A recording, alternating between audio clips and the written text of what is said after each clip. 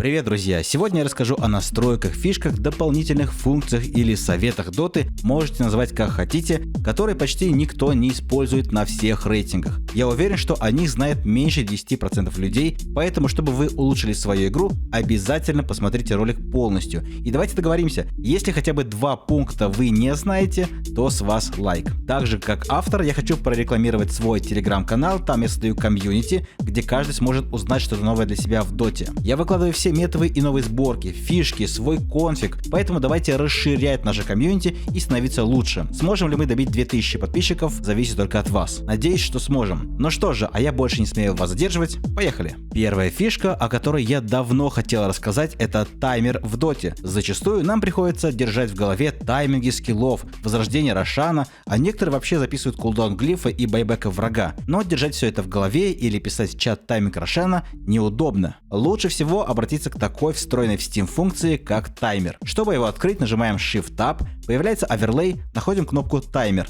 нажимаем ее и появляется маленькое окошечко с цифрами и некоторыми настройками. Как он работает? Приведу пример. Вы или враг убили Рошана, слышен характерный звук добитого каменного монстра, и для меня это напоминание, что стоит открыть таймер и засечь 8 минут. И именно столько времени будет резаться Рошан по минимальному таймингу. Поставил и забыл. Больше не нужно держать в голове и записывать все эти цифры, как я раньше делал. Если кто-то не знает, новички, к примеру, как возрождается Рошан и его тайминг. После смерти Рошана запускается таймер, и Рошан рандомно резнится от 8 до 11 минуты. Может быть 8, 8:30, а может быть 10 минут. Появление Рошана не зависит от того, когда взяли Аегис. Его можно взять и через 4 минуты, но когда появится новый Рошан, Аегис тут же пропадет и не даст реген. А тайминг Аегиса можно посмотреть в инвентаре. У таймера есть еще и несколько удобных функций. Первая — это прозрачность, а вторая — закрепить таймер в игре, что позволит всегда видеть, через сколько резнится новый Рошан, и за 30 секунд до этого колем саппортов и команду играть на той половине, где появится Рошан. И конечно же мы вардим зону Рошана и выигрываем драку, а потом игру. Или это полезно всегда знать кулдаун ульташейкера или хрансфиры. Это одна из самых моих любимых и полезных функций в доте, которую я пользуюсь уже полгода в каждой игре и которая помогает мне выиграть намного чаще. Но никакие фишки не спасут от Тейчеса, потому что он уже заложил свои минки в новом ивенте от Tasty, который называется Добей Трон. Здесь появилась новая бесплатная игра и бесплатная трежерка. Суть ивента в том, чтобы помочь Лине пробраться через мины Тейчеса и снести трон. Если вам это удастся, то вы получите трежерку с арканами, крутыми имморталками и подпиской Dota+. Сначала мне не везло, жопа подрывалась только так, а потом все стало получаться, и я выиграл парочку хороших вещей. А если тебе и этого мало, заходи и открывай бесплатные ежедневные трежерки, которые доступны всем и каждый день. И не забывай про сундук с мультикастом. Пока все выбивают по одной вещи, ты можешь спокойно вынести по 3-4 с одной трежерки. Поэтому ставь видео на паузу, переходи на сайт, вводи мой промокод и получай бонус к пополнению 15% и еще одну бесплатную трежерку. Так что залетай скорее, а то ивент скоро закончится. Вторая полезная фишка довольно нестандартная, подойдет не всем, а лишь тем, кто именно хочет улучшить свою игру. Неважно, это Dota, CS, Нарака или танки. Я называю это анализатор смертей. Примерно 4 года назад, а может чуть поменьше, я делал видео анализатор смертей, в котором рассказывал, что можно смотреть свои реплеи и записывать свои смерти в специальную сделанную мной табличку Excel. Но это уже устарело, пришли новые функции, упростившие весь процесс. Первый инструмент — это Shadowplay от Nvidia, который может записывать последние несколько секунд или минут вашего геймплея. Какой таймер выберете? К примеру, вы умерли или сделали крутой килл. Жмете хоткей и записывайте последние 30 секунд игры, при этом запишите звук из игры, и если нужно, с вашего микрофона, в который вы говорите, где и как ошиблись. У меня есть друзья проигроки из CS и Доты, которые используют данный метод, чтобы понять, что они сделали не так при тренировках. Из плюсов — это удобно, быстро, вы больше не тратите время, чтобы скачать реплей, а просто посмотрели буквально за пару секунд. Также Shadowplay вообще не жрет FPS в игре. Из минусов можно забыть нажать хоткей на сохранение момента, но если это войдет в привычку, то все хорошо. Второй инструмент я увидел у одного стримера с ником Monarch, а именно в его телеграме, где он рассказывал, что есть прога, называется Outplayed, которая сама записывает киллы, ассисты и смерти. Вы можете выбрать что-то одно, а можете все пункты. Так же, как и Shadowplay, настраивается качество и длина файла, и еще ряд функций. Плюсы этой программы в том, что она сама на автомате записывает смерти, а также звук и voice. То есть во время смерти вы также можете говорить, где ошиблись и что могли сделать правильнее. Минусы: чуть-чуть жрет FPS в игре, где-то 15-20 на слабеньких машинах, ну так мне показалось. Если у вас нормальный комп, то вы это даже не заметите. Данная фишка подходит не всем, если только вы сами хотите развиваться в играх и становиться лучше. А платить деньги про игрокам или бустерам за просмотр реплея вы не хотите.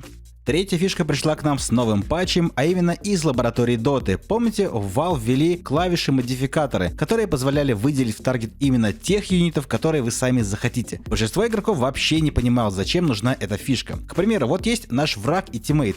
Вам нужно свапнуть тиммейта. Пиндим кнопку, пускай будет Т, и свапаем только тиммейта, а не врага. Самые умные игроки, у которых 5000 IQ, сразу поняли, в чем дело и зачем Valve это придумали. Давайте приведу пример. Вы стоите на миде или на другой линии, а против вас любой герой с большой моделькой, например, Primal Beast или Бруда. Сила этих героев на линии в том, что они могут вставать в крипа, и вы никогда не сможете добить, и будете атаковать Primal Beast, потому что у него огромный хитбокс. Вводим в консоль команду Dota Unit Show Selection Box 1 и видим, какой огромный у Primal хитбокс. Куда бы вы ни кликнули, мы попадаем именно в Primal. С новой настройкой все существа, кроме героев, вы сможете без проблем добивать. Зажимаем ту самую клавишу, у меня она Т, и добиваем крипа, а Primal Beast не выделяется. Это прекрасный способ решить проблему героев с большой моделькой, которые просто переигрывали вас раньше на линии за счет огромного размера. Данная функция работает не только с крипами, но и с рунами. Хотя у рун все равно идет приоритет выше, чем у героя, и вам намного проще ее выделить, все равно можно мискликнуть, и враг заберет баунти руну или какую-то другую. С новой функцией вы будете забирать все руны. Но это еще не все, ведь она работает и на Аегис, у которого нет приоритета выше, чем у героя. И любой враг, моделька которого больше стандартной, заберет, конечно же, Аегис. Также решаем проблему этой данной функции. Вы не бьете врага, а только забираете Аегис. Согласитесь, это очень удобно и значительно упрощает игру. Следующая фишка, как можно улучшить свою игру. Это кастомка Training Polygon. Многие о ней знают, но почему-то игнорируют перед тем, как пойти играть в рейтинговые игры. И это большая ошибка. Training Polygon — это одна из лучших карт для раскликивания перед играми. Здесь можно поставить различные условия, которые хотите потренировать. Evade RP Monday или любой другой режим. Либо можете пойти в кастомку Overthrow и там раскликаться. Будет намного интереснее, но не так профитно, как в Training Polygon. Идем дальше, и как сделать игру лучше, удобнее и кастомизировать ее под себя. Год назад, может полтора, я записывал ролик, который набрал очень много просмотров и до сих пор набирает. Там были специальные консольные команды для улучшения игры, и я приложил к ролику свой конфиг. Ссылка будет в описании, здесь тоже будет в описании. Я сделал так, ссылочка будет именно на файл в моем телеграм-канале. Это чтобы вы подписались так между делом. Тем, кто не знает, конфиг — это TXT файл, блокнот, как хотите называйте, с расширением KFG, в котором мои консольные команды. Я закидываю его в папку с игрой, и когда игра запускается, все они автоматически прописываются. В нее входит, какой максимальный FPS будет в игре, полная настройка миникарты, начиная от цветов союзников и врагов и заканчивая размером рун и крипов. Настройте под себя, как вам удобно, но мои настройки самые лучшие и удобные, потому что их очень долго подбирал. Дальше улучшенная графика путем убирания размытия через консоль станет действительно четче и лучше. Настройка полоски ХП, она станет очень удобной. Лучше ничего не менять здесь, я подобрал самые лучшие варианты. Дальше убираем input lag, если не знаете, что это такое, то погуглите. Ну и различные мои команды для удобства, вам это, наверное, не нужно. С моим конфигом играть станет в разы проще, вы будете видеть все на миникарте и лучше видеть здоровье врагов. Со сложным мы закончили, теперь переходим к простому. И следующее — это возможность агрить крипов через верхнюю панель. Данная функция удобна тем, что вам не нужно нажимать на миникарту, выбирать врага, чтобы заагрить крипов, если на вашей линии почему-то нет врага.